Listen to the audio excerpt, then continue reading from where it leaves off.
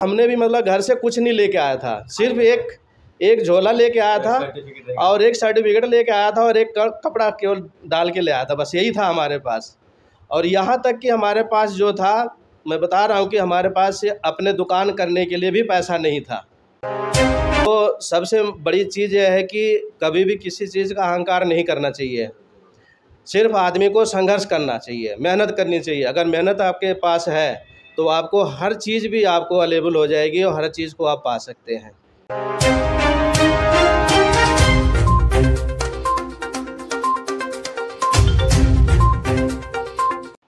नमस्कार दोस्तों, राजभर एक्सप्रेस और स्वतंत्र भारत न्यूज़ में आप लोग का हार्दिक स्वागत है। इस समय हम चरण सिंह कॉलोनी, मौली जागरा, चंडीगढ़, और हमारे साथ है डॉक्टर राजमन राजभर जी। राजमन राजभर जी के बारे में बता दें कि चंडीगढ़ के अंदर जितने भी राजभर है समाज के लोग हैं, हर कोई इन्हें जानता है। और डॉक्टर होने के साथ साथ LIC के एडवाइज़र भी हैं और लगभग समाज के जितने भी यहाँ रहते हैं 90 से 95% लोगों का LIC इनके माध्यम से हुआ है। तो आइए मिलते हैं। और एक समाज सेवी है, समाज को आप हमेशा जहाँ ज़रूरत पड़ती है वहाँ खड़े रहते हैं। तो आइए मिलते हैं डॉक्टर राजमन राजभर जी से।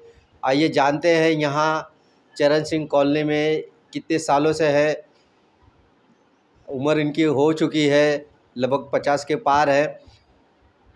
जब से समाज सेवा कर रहे हैं, अब तक समाज सेवा में क्या अलग देखने को मिला। तो सबसे पहले हमारे YouTube चैनल में आपका स्वागत है। पहले आपका परिचय हमारे दर्शकों के लिए। धन्यवाद सर। अखिलेश जी, आपका बहुत बहुत धन्यवाद राजभर एक्सप्रेस न्यूज़ चैनल का और स्वतंत्र भारत चैनल का। मैं डॉक्टर राजमन राजभर, मौली जागरा, चंडीगढ़ से। पीछे वैसे रहने वाले आजमगढ़ के हैं, ग्राम मौजा नेवादा, ज़िला आजमगढ़, तहसील फूलपुर थी पहले, अब लेकिन अब माटीगंज हो गई है। और यहाँ हमें आए करीबन नहीं तो 25 साल या 30 साल हो गया, लगभग 30 साल हो गया। 30 साल में हम जब यहाँ पर आए तो अपनी अगर व्यथा सुनाने लग जाएंगे तो बहुत दयनीय होगी उस टाइम। थोड़ा सा सुनाना ज़रूरी, क्योंकि आप समाज सेवी है। तो क्या परिस्थितियाँ तब से अब तक? सर, परिस्थितियाँ तो पहले से अब तो काफ़ी बेटर है। मतलब देखो, इसी कहते हैं ज़िंदगी का संघर्ष। अगर जितने आप संघर्ष करते रहेंगे उतने आप उन्नति करेंगे और आगे आपका रास्ता मार्ग जो है खुल जाएगा। दूसरी चीज़ कि जब हम गांव से आए थे तो यहाँ पर हमारे पास कोई भी नहीं था, कोई भी बिरादरी से या दूसरी बिरादरी से किसी कोई जान पहचान नहीं थी। यहाँ पर हमारे सबसे बड़े भाई साहब रहते थे जिनका नाम श्री चंद्रभान जी हैं। हमारे वो सबसे बड़े भाई है, तो उन्हीं के यहाँ मतलब मैं आया था। तो यहाँ पर आया तो एक हमारे साथी मिले, राम सामू जी। राम सामू जी से हमने बोला कि सर हमने यहाँ पर अपनी दुकान करनी है, हमने क्लिनिक चलानी है अपनी। तो उनको पता लगा कि ये हमारे बिरादरी से हैं। तो हमने बोला कि सर अगर हमें थोड़ी सी अगर कहीं जगह मिल जाती तो हम मतलब यहाँ पर दुकान कर लेते और हम समाज में भी रह कर के भी एक तो समाज सेवा करेंगे और दूसरी चीज़ कि हम तो इलाज करते ही हैं। तो उन्होंने हमें सजेशन दिया। इसके बाद फिर हमारे एक सचिन जी हैं, इनके फादर थे, उनसे ले जाके मिलवाए। उनका नाम है लालजीत राजभर। उनके पास गए। इसके बाद उन्होंने एक अपने बिरादरी थे, जबकि हमारे राजभर सुधार समिति के पूरे मतलब सबसे पहले जो हमारी संस्था जब बंद पड़ी थी उसी में पहले थे वो। तो उस टाइम जो थे, जो हमारे यार दोस्त बने राम सामू जी, तो इनके फादर के पास ले गए, हमारे सचिन जी हैं, तो इनके पास ले गए। ये इनके फादर साहब ने फिर उनको बोला, और वो रहते थे सेक्टर 29 अपनी सरिया मार्केट है, वहाँ पर थे हमारे बड़े बुजुर्ग, अब इस दुनिया में नहीं है। उनका नाम था दीनानाथ। दीनानाथ जी थे, वो राजभर सुधार समिति में प्रधान थे। जब उनके पास राम सामू जी लेके गए, और उनका मकान यहीं पर था, इसी कॉलोनी में था और खाली पड़ा हुआ था, और उसमें कूड़े करकट सारा ढेर पड़ा हुआ था। तो उनके पास गए तो उन्होंने कहा कि आप कहाँ से हैं। तो मैंने उनको बताया कि मैं सर आजमगढ़ और मोहजा नेवादा से हूँ। तो कहते हैं आजमगढ़ से। वो बहुत ज़्यादा खुश हुए, बिरादरी के नाम से इतना खुश होते थे वो कि पूछो नहीं। इसके बाद कहते हैं आजमगढ़ कहाँ से।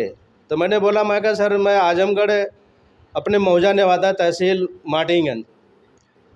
तो अच्छा, कहते अच्छा वहाँ के हो। मैं कहा हाँ सर मैं वहाँ के हूँ। इसके बाद फिर उन्होंने कहा कि बहुत अच्छी बात, मेरा भी घर उधर ही है। अच्छा। हाँ, वो उन्होंने बोला मेरा भी घर वहीं पर है, आजमगढ़ में ही। मैं कहा सर आजमगढ़ में कहाँ पर है। तो उन्होंने अपना घर बताया गद्दोपुर। गद्दोपुर बताया तो हमें बहुत ज़्यादा खुशी हुई कि चलो हमारे बिरादरी के हैं, हम एक नज़दीक में हो गए, लग रहा है कि हमारा काम अब हो जाएगा। तो वो इतने अच्छे व्यक्ति थे कि समाज से इतना लिंक रखते थे कि उनको इतना खुश हुआ कि मतलब हमारे बिरादरी का कोई यहाँ डॉक्टर आया है। और उन्होंने कहा कि हमें कोई, वो हमारा मकान वहाँ पर है, आप जाइए। उन्होंने अपना मकान दिया, ज़मीन थी, मकान था। तो उन्होंने कहा जा कर के उसको बना करके आप उसमें दुकान अपना करो, हमें बहुत बड़ी खुशी होगी कि हमारे बिरादरी के कोई यहाँ डॉक्टर आया हुआ है। इसके बाद फिर वहाँ से आए और उन्होंने कहा कि हमें कोई किराया नहीं चाहिए, कोई कुछ भी नहीं चाहिए, हमें सिर्फ इतनी खुशी होगी कि हमारे बिरादरी के आए हैं। तो आपका हौसला बुलंद हो गया। बिल्कुल, हमारे हौसला तो इतना हो गया कि मतलब कि अब हमें मतलब कहीं जगह मिल गई, बैठने की जगह मिल गई। तो सर हम यहाँ पर आए। इसके बाद जो है कि यहाँ हमने उसको अच्छे ढंग से साफ़ सुथरा करके, इसके बाद उस पर छप्पर डाल के, ये भी नहीं छत थी, हमने छप्पर उस पर डाल करके इसके बाद हमने अपनी क्लिनिक वहाँ शुरू कर दी। और क्लिनिक शुरू करी थी हमने 1996 में, 96 में शुरू करी थी। तो हमारा यहाँ पे कोई जान पहचान नहीं था, सिर्फ 2 व्यक्ति हमारे जान पहचान के थे, वो राम सामू जी थे और सचिन के पापा थे। वो फिर हमारा प्रचार करना शुरू कर दिए कि राजभर डॉक्टर हमारे बिरादरी से यहाँ पर क्लिनिक खोल लिए हैं।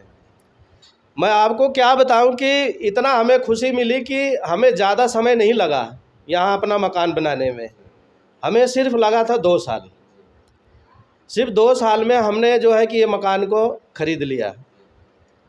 और हमें जब ये ख़रीद लिए तो मतलब इतना अच्छा लगा कि चलो हमने भी मतलब घर से कुछ नहीं लेके आया था, सिर्फ एक झोला लेके आया था और एक सर्टिफिकेट लेके आया था और एक कपड़ा केवल डाल के ले आया था, बस यही था हमारे पास। और यहाँ तक कि हमारे पास जो था, मैं बता रहा हूँ कि हमारे पास अपने दुकान करने के लिए भी पैसा नहीं था। लेकिन हमारे एक छोटा भाई जो रामदीन है, उनसे हमने पैसा लिया 8,000 रुपये। 8,000 ले करके इसके बाद 8,000 सर वो ज़माने में तो बहुत काफ़ी जी 1 लाख से भी बढ़ के था। बहुत ज़्यादा था सर उस टाइम। तो 8,000 भी हमारे लिए बहुत बड़ी बात थी। तो अपने भाई से पैसा ले करके हमने 8,000 में हमने शुरू करी क्लिनिक। और ये भी विडम्बना देखो, एक हमारे हरिजन व्यक्ति था, जबकि सचिन के पापा के यार दोस्त था, वो ये टेबल का काम करता था, रैक का काम किया था, ये टेबल बनाया था। और उसने भी बेचारे हमारे से कोई पैसा नहीं लिया। यहाँ तक कि मतलब उन्होंने बोला कि डॉक्टर साहब जब हमारी ज़िंदगी अगर है साथ में आपके, पैसे की ज़रूरत नहीं है हमें, आपसे बढ़ के हमें पैसे की ज़रूरत नहीं है। उन्होंने देखो पैसे भी नहीं लिया। इसके बाद देखो परमात्मा की देन ऐसे कि अगर उनकी कभी भी तबीयत ख़राब हो जाती थी, हमने आज तक उनसे कभी तक पैसा लिया नहीं था कि मतलब चलो हमें उनसे पैसा लेना है। फ्री इलाज किया, जब भी हमारी दुकान में गए हमने फ्री इलाज किया।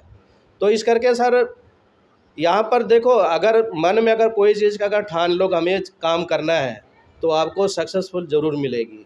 अच्छा, डॉक्टर के साथ फिर आपने LIC एडवाइज़र है और साथ में सुनने मिल रहा है कि आपने लगभग यहाँ जितने भी राजभर 90 से 95% लोगों का आपने LIC किया है। बिल्कुल सर, हमने शुरू में तो LIC की एजेंसी नहीं ली थी, हमने 2003 में एजेंसी ली थी। वो भी हम नहीं ले रहे थे, लेकिन हमारे एक एडवाइज़र गुरु आए।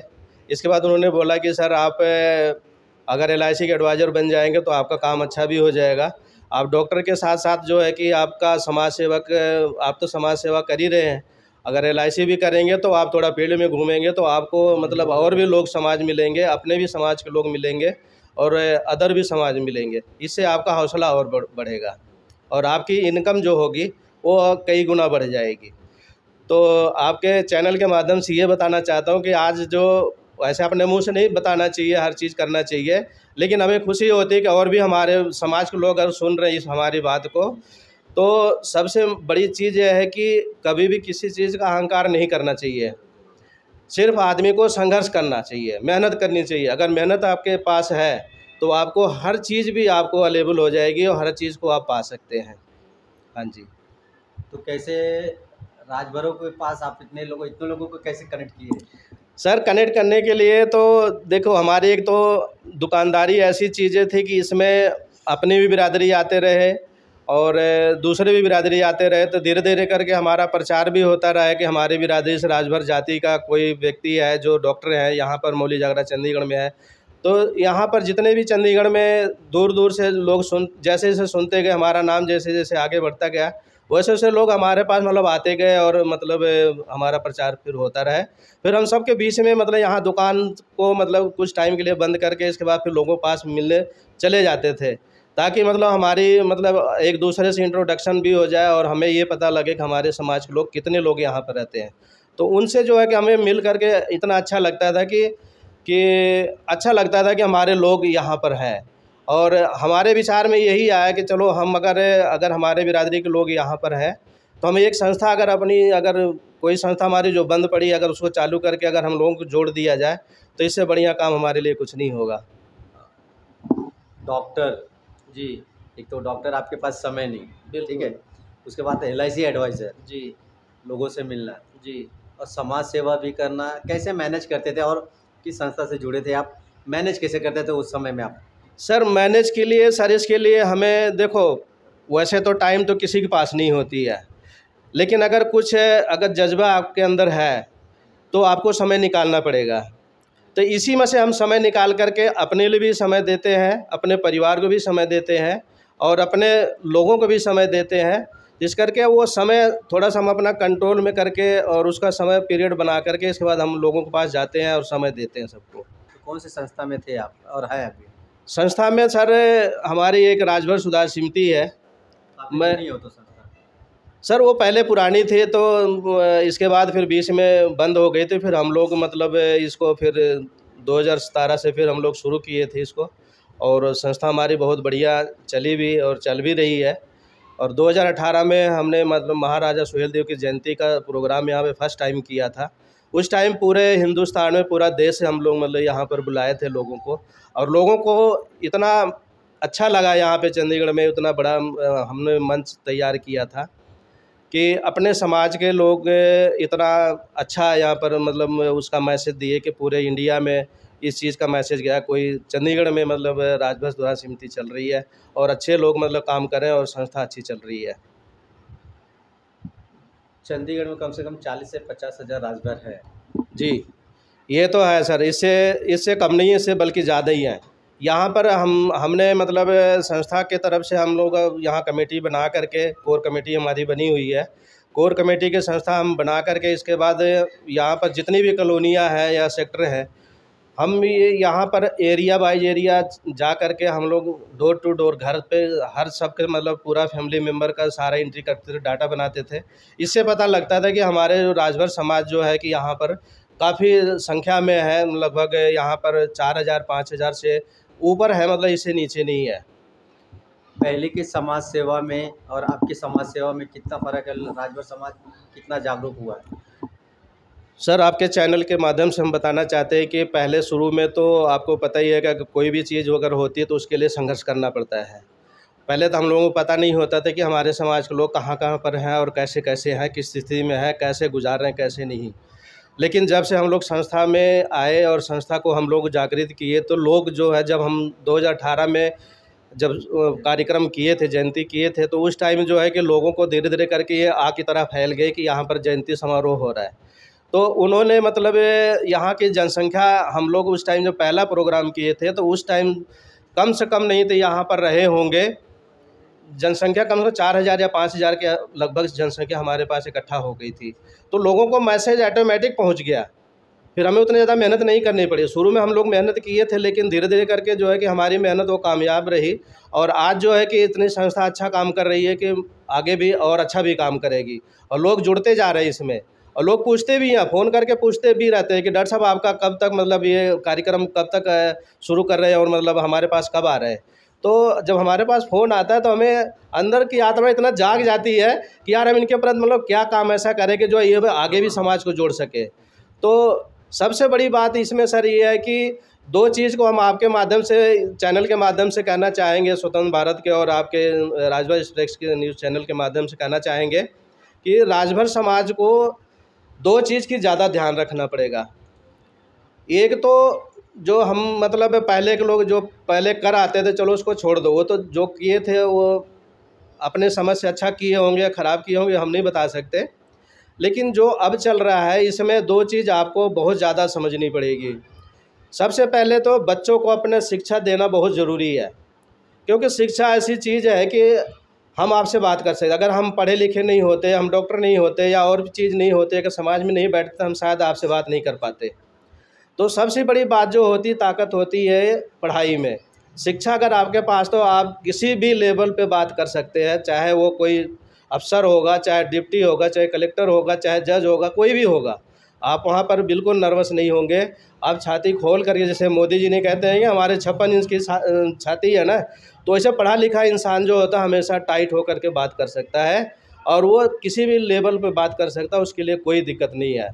दूसरी चीज़ की जो हमारे समाज में जो अभी भी गंदगी है, उस चीज़ को हम बताना चाहते हैं कि जो दारू का सेवन करते हैं वो चीज़ को बिल्कुल आज के बाद या आने वाले समय में अगर इस चीज़ को थोड़ा अपने परिवार में अगर कोई भी ऐसा व्यक्ति है कि दारू शराब पे ज़्यादा ध्यान देता है, तो हम हाथ जोड़कर प्रार्थना करते हैं सबसे कि मतलब इस चीज़ को थोड़ा सा दूर रखें, इस चीज़ को दूर रखें। उसी चीज़ का अपने बच्चों में अगर पढ़ाई लिखाई में अगर थोड़ा सा ध्यान अगर दे देंगे, उस बच्चे की लाइफ बच जाएगी और आपकी भी लाइफ बच जाएगी। आपकी लाइफ क्या, आपके पड़ोस में या आपके गांव में जितने भी आपके राजभर बिरादरी होंगे या दूसरे बिरादरी के लोग होंगे, आपसे वो सीखेंगे कि वो देखो इतने बढ़िया शराब पीते थे, लेकिन उन्होंने मतलब किसी के द्वारा अगर छोड़ दिया और उनके बच्चे आज देखो कोई डिप्टी और कलेक्टर बना हुआ है, तो किसकी वजह से है? एक शराबी आदमी के लड़के के बच्चा जो है कि आज इतने पद पे है।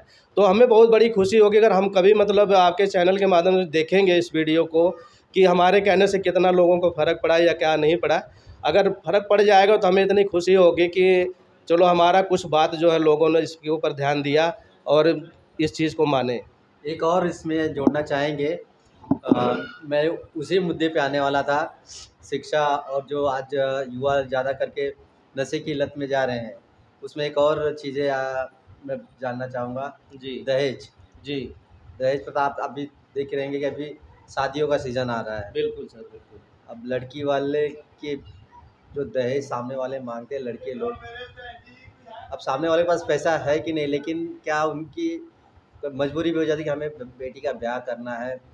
अब आजकल बहुत दहेज प्रथा बंद होनी चाहिए, लेकिन प्रथा बहुत तेज़ी से ऊपर आ रही है। मेन चीज़ सर ऐसे है ना कि अपने ही समाज में लोगों ने गलत कदम उठा रखा है। इस चीज़ को हम पूरा ज़ोर दे करके कहते हैं कि अपने समाज को अगर आगे बढ़ाना है तो इस चीज़ से दूर रहना पड़ेगा। अगर समाज को जोड़ना भी है, अगर समाज में रहना भी है या समाज को आगे लेके जाना है, तो इस चीज़ को, ये जो हमारे अंदर जो कमियां हैं, इस चीज़ को दूर कौन करेगा? हम ही आप मिल के काम करेंगे, दूर करेंगे तभी जाके दूर हो सकती है, अन्यथा ये कभी हटने वाला नहीं है। दहेज जो होता है ये सबसे बड़ा पाप है, क्योंकि हर माँ बाप जो होता है अपने बेटी के लिए क्या चीज़ नहीं देना चाहता है, सब कुछ देने के लिए तैयार है। सब देने के लिए चाहता है, ठीक है, लेकिन उनकी इच्छा के हिसाब से। लेकिन हम ज़बरदस्ती उनके थोपते तो कहीं ना कहीं है, अगर हम इच्छा पूरी नहीं करते तो भुगतना किसको, लड़की को पड़ता है। बिल्कुल सर, ऐसे है ना, देखो वही चीज़ें हैं कि हम यही चीज़ें बताना चाह रहे थे आपको कि जो दहेज प्रथा है ये सबसे बड़ा घिनौना कार्य है। इस चीज़ को अगर दूर रहे तो इसको अगर दूर किया जा सकता है तो हम ही आप दूर कर सकते हैं। हम आप जगह मिल करके अगर इस चीज़ को अगर हम उठाएंगे, हर जगह अगर इसको मैसेज अगर देंगे कि नहीं दहेज लेना पाप है, दहेज देना भी पाप है, दहेज लेना भी पाप है, तो इतनी बड़ी अगर हम बेटी किसी को सौंप रहे हैं तो उससे बड़ा धन कुछ नहीं होता है, उससे बड़ा दहेज कुछ नहीं होता है। जो अपने जीवन का सारा कुछ 20 साल 25 साल तक हम उसको पढ़ा लिखा करके बच्चा अपने गोद में खिलाते हैं, उसको इतने मेहनत से पढ़ाते हैं, हर चीज़ करते हैं, और इतना बड़ा धन हम आपको सौंपते हैं, इतना मतलब हम जितना बेटियों को पढ़ाते हैं उतना बल्कि हम अपने लड़कियों को नहीं पढ़ा पाते, लेकिन इतना बड़ा हम अगर आपको धन दे रहे, इससे बड़ा धन कुछ नहीं है। तो इस करके जो है कि दहेज जो होता है लेना बहुत बड़ा पाप है। तो इससे बचने के लिए जो है कि हमें आपको आगे आना पड़ेगा। और दूसरी चीज़ कि जो व्यक्ति अगर दहेज की अगर मांग करता है, हमारी आपसे यही गुजारिश है कि अगर जो व्यक्ति दहेज के लिए अगर इतना ज़्यादा उतावला हो रहा था या मांगता है, सोचता है कि हम अपने बच्चों को इतना ज़्यादा पढ़ा दिए हैं, तो वो सबसे बड़ा गलत है। और पहली बात तो दहेज लेना उसको बाइकआउट करना चाहिए। बिल्कुल समाज बाइकाट करना चाहिए। उसके यहाँ वही कह रहा हूँ, मैं बताने जा रहा था वही चीज़ है कि उसके यहाँ रिश्ता अगर आप लेके जा रहे, अगर वो दहेज की बात अगर आ जाती है तो वहाँ से आप दहेज मना कर, ये रिश्ता मना कर दो कि हमें भाई आपके घर शादी करना नहीं। क्योंकि आप तो ये कहते हैं ना कि वैसे गलत शब्द है, लेकिन हम उसको कहना नहीं चाहते हैं। तो इस करके जो है कि उस चीज़ को हम दोहराना नहीं चाहते कि हम ये शब्द को रखें। तो उस घर में मतलब अपना तो बिल्कुल ही नहीं करना चाहिए, बिल्कुल बहिष्कार कर दो कि हमें भाई आपके घर में शादी नहीं करनी है। तो इस करके दहेज अगर जहाँ पर है वहाँ पर अपनी बेटी की शादी मत करो, बल्कि जितना आपने मतलब मन में सोच रखे चलो हमने अपनी बेटी को क्या देना क्या नहीं देना है, वो आपके विचार में तो होता ही है या हमारे विचार में होता ही है। तो हम अगर किसी गरीब घर में अगर हम बच्चे के साथ शादी कर दे, सिर्फ वो पढ़ा लिखा होना चाहिए, शिक्षित होना चाहिए। अगर उसके साथ अगर हम शादी कर देते हैं तो वो खुद अपने आप को अपना स्टैंड समझेगा और आपकी भी काफ़ी सेवा करेगा। कभी भी आपकी ज़रूरत पड़ेगी तो वो लड़का आपके भी पूरा मदद करेगा, हर चीज़ करेगा। और वो कभी भी आपके दहेज के प्रति वो कभी बात नहीं करेगा। और आने वाले उसके भी जब बच्चे होंगे तो वो भी कभी इसके खिलाफ रहेगा हमेशा। तो बहुत बहुत धन्यवाद सर आपका, आपसे बात करके बहुत अच्छा लगा। डॉक्टर राजमन जी समाज को पूरा अपना जीवन लगभग दे चुके हैं। यहाँ पे आए थे एक सर्टिफिकेट लेके और एक जोड़ी कपड़े में आए थे। आज समाज के लगभग चंडीगढ़ में जितने लोग जानते हैं, इनकी बातें अच्छी लगी मुझे। और समाज के लोगों से यही अपील है कि आप जो युवा हैं नशे से दूर रहें और दहेज ना तो लेना चाहिए ना तो देना चाहिए है। हमारे हिसाब से सर ने जैसे कहा कि जो दहेज ले रहा है आप उनसे दूरियां बना लीजिए, समाज को उससे बाइकआउट करना चाहिए। क्योंकि जब हम ऐसा नहीं करेंगे तब तक ये दहेज प्रथा ऐसे ही चलती रहेगी। और अपने खासकर अगर आप अपने बच्चों को शिक्षा नहीं देंगे तो समाज ऑटोमेटिक नीचेगा, आपका ग्रोथ रुक जाएगा। तो सबसे पहले 2 रोटी कम खाइए लेकिन बच्चों को शिक्षा ज़रूर दीजिए, ताकि कल को ये ना कह सके कि हमारे माता पिता ने पढ़ाया नहीं। और आज जो हिसाब से शिक्षा में कंपटीशन चल रहा है, बिल्कुल सर, बिल्कुल। उसी हिसाब से वो अपना खुद का कुछ कर सके, इतनी शिक्षा देनी चाहिए। तो ये हमारा छोटा सा वीडियो आप लोगों को कैसा लगा? और आप हमारे चैनल पे नए हैं तो स्वतंत्र भारत न्यूज़ और राजभर के चैनल को सब्सक्राइब करना ना भूलिए। और हमें फेसबुक पे भी फॉलो कर सकते हैं राजभर एक्सप्रेस के माध्यम से। तो और एक चीज़ और एक कुछ कहना चाहेंगे सर? सर वही आपने मतलब अभी वही चीज़ें दोहराई ना कि आपने यहाँ पर एक सर्टिफिकेट लेके आए और एक जोड़ा कपड़ा लेके आए थे। तो यहाँ पर जब मैं आया तो इसके बाद बता रहा हूँ कि सिर्फ 2 चीज़ें आपने बताई ना कि एक सर्टिफिकेट और एक कपड़ा लेके आए थे। तो हमने 2 चीज़ें लेके आया था तो 2 जगह हमने घर बनाया। यहाँ पर भी देखो हमने तीसरी चौथी मंजिल तक बना रखा। हमने एक जगह और पंजाब में भी ले रखा, वहाँ पर बल्टाना नाम का एक कस्बा है, शहर है, वहाँ पर भी हमने मकान लेकर के वहाँ भी हमारा परिवार वहाँ रह रहा है। यहाँ बल्कि हमने रेंट पे दे रखा, वहाँ भी हमने रेंट पे दे रखा है, यहाँ भी रेंट पे दे रखा है। इस करके अब हमें मतलब इतना ज़्यादा कोई दिक्कत नहीं है। और दूसरी चीज़ जो मैंने पढ़ाई के बारे में बात करी थी, इस टाइम हमारे पास 3 बच्चे हैं, 2 बेटियाँ 1 लड़का।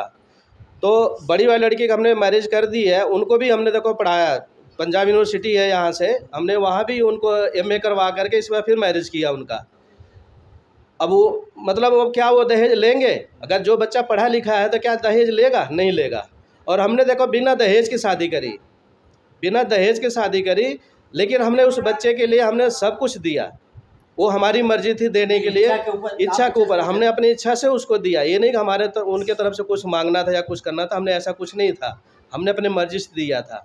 और अपने समाज को, सारे समाज को जोड़ करके इसके बाद हमने सबको इनवाइट किया था। यहाँ पर आए थे हमारे राजभर सुधा समिति की पूरी संस्था पूरी आई हुई थी। और हमारे दुबे जी भी आए थे, हमारे पूरे बच्ची को आशीर्वाद दिए, हर चीज़ दिए। और दूसरी बेटी जो हमारी छोटी वाली जो है, उसको भी देखो अभी इस टाइम MA कर रही है, MA फाइनल है इस टाइम, वो भी पंजाब यूनिवर्सिटी से कर रही है। लेकिन इस टाइम जो है कि अभी वो प्राइवेट सर्विस भी कर रही है, IT पार्क में काम कर रही है। और बेटा जो है वो भी देखो 22 साल का हो गया है। वो भी इस टाइम में जो है कि BA फाइनल है उसका। और दूसरी चीज़ कि अब वो यहाँ अपना पंचकुले में जो है अपना कौन सा है ये बेल कंपनी है, जबकि यहाँ भारत की पूरा सबसे बड़ी कंपनी है बेल। हाँ, बेल इलेक्ट्रॉनिक है, वो पूरे भारत की यहाँ पर सारा कुछ यहाँ पर प्रोजेक्ट बनता है उसका, उसमें जो है कि वो लगा हुआ है। तो इस करके जो है कि अब हमें देखो यहाँ पर हम अकेले आए थे, लेकिन हमने अपने बच्चों को भी स्टैंड किया, अपने साथ साथ में अपने बच्चों को स्टैंड किया, और अपने बच्चों के साथ साथ में हमने पूरे समाज को जोड़ के रखा। और समाज को ये मैसेज देने के लिए हमने ये सोचा कि चलो अगर हम अपने बच्चों को अगर हम इस तरह लायक बना सकते हैं तो हम समाज को भी जोड़ करके हम समाज के भी बच्चों को आगे ले जा सकते हैं। तो सर हमारे मतलब ये है नहीं कि हम अपने अकेले के लिए काम करते हैं, हम समाज को ले करके ही काम करते हैं, और पूरा हम समाज को जोड़ करके एक साथ लेने की प्रतिज्ञा करके चलते हैं कि ताकि हम जैसे आगे बढ़े हैं वैसे हमारा समाज भी आगे बढ़ेगा। तो हमें बहुत बड़ी खुशी होगी कि हमारे साथ साथ में हमारे समाज के लोग भी आगे बढ़े हैं। जी बहुत बहुत धन्यवाद सर। तो वीडियो अच्छा लगे तो लाइक कमेंट शेयर ज़्यादा से ज़्यादा शेयर करें और बात लोगों तक पहुँचाएँ, क्योंकि दहेज लेना पाप है, दहेज देना भी पाप है। जब आप देंगे नहीं को तो लेंगे नहीं। पहले कोशिश लड़की वालों के कैसे करना चाहिए कि हम दहेज वालों के पास शादी नहीं करेंगे, ये क्लियर करें, ताकि दहेज लेने वाले भी आपके पास नहीं आएंगे। तो जिससे लोगों में जो दहेज लेते हैं उनके मन में इच्छा हो कि भाई चलो हमें भी इस चीज़ को ख़त्म करना चाहिए। तो मिलते हैं किसी अगली वीडियो में। जय हिंद। दूसरी चीज़ सर, जैसे हम अपने बेटे को पढ़ाते हैं ना, लड़कियों को ज़्यादा पढ़ लेते हैं। हमारे समाज में हम देखते हैं कि हमारे पास रिश्ते बहुत लोग कोई दिल्ली से फ़ोन करता है। अब हमारी मतलब इतनी ग्रोथ फैल गई है कि हम आपको क्या बताएं कि कहाँ कहाँ से हमारे पास फ़ोन आते हैं रिश्ते के लिए।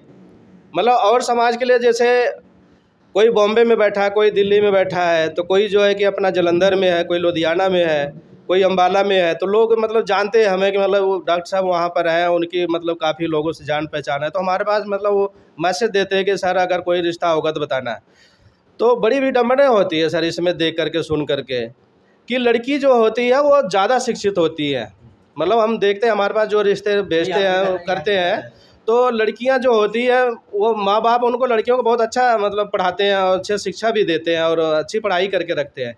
लेकिन जो लड़के हैं, हमारे लड़के जो होते हैं, हमारे समाज के लड़के जो होते हैं, वो पता नहीं किस कैटेगरी में चले जाते हैं कि मतलब वो पढ़ाई कर नहीं पाते हैं। क्या वजह है?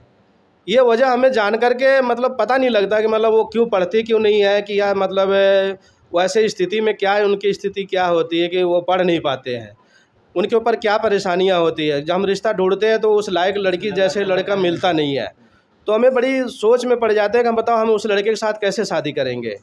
तो पूरे समाज से मैं यही कहना चाहूँगा कि लड़की के साथ साथ में अपने लड़कों को भी अच्छी शिक्षा दे, ताकि रिश्ता ढूंढने में और करने में मतलब परेशानी ना हो। तो अगर दोनों लड़के पढ़े लिखे मिल जाएंगे ना, तो फिर दहेज का कोई मतलब ही नहीं उठेगा फिर वहाँ पे। तो इस करके जो है कि सबसे समाज से यही गुजारिश रहेगा कि अपने बच्चों को जो है ना, लड़कों को भी पढ़ाई के ऊपर मतलब ज़्यादा ध्यान दें, ताकि रिश्ते में मतलब कोई दिक्कत ना आए आगे के लिए। ठीक है, बहुत बहुत धन्यवाद।